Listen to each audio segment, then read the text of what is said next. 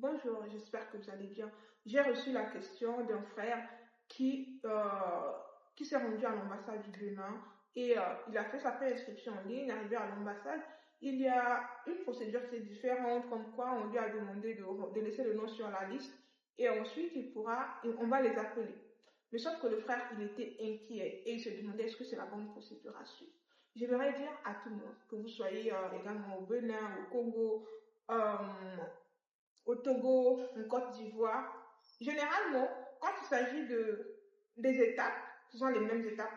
Les délais sont les mêmes, mais il est important pour vous de noter aussi qu'en interne, les personnes qui travaillent à l'ambassade peuvent avoir leur meilleure manière en fait de gérer les choses. Donc si on vous dit par exemple, comme Ashwan a dit au frère, laissez le nom sur la liste et qu'on va vous appeler, ne paniquez pas, d'accord?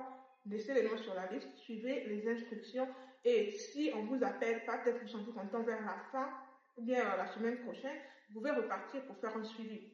En République du Congo, moi je connais des gens qui ont reçu leur visa, par exemple, la veille de leur voyage.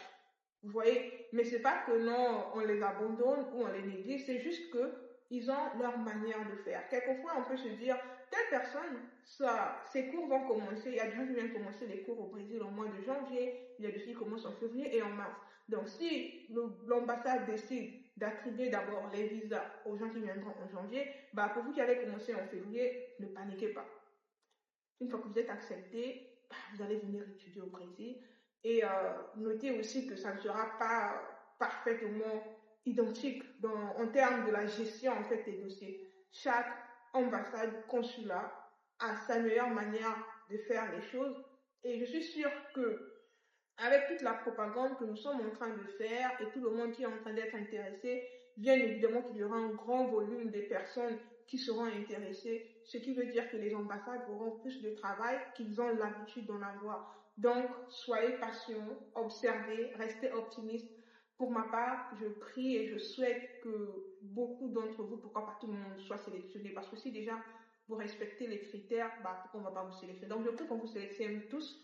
Je vous envoie beaucoup des ondes positives et surtout n'hésitez pas de poser toutes les questions que vous avez et de suivre les vidéos. Il pourrait s'avérer que je ne sois pas assez active parce que j'ai également d'autres choses à faire, mais je crois que je vous ai donné tout ce que vous avez besoin. De temps en temps, je viens sur TikTok pour vérifier s'il y a des questions pertinentes ou pour lesquelles il n'y a pas de réponses. Je m'arrangerai à faire des vidéos.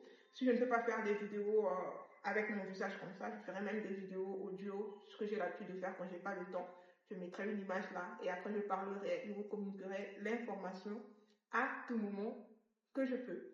Prenez bien soin de vous et surtout partagez les vidéos et abonnez-vous si vous voulez bien. Bye!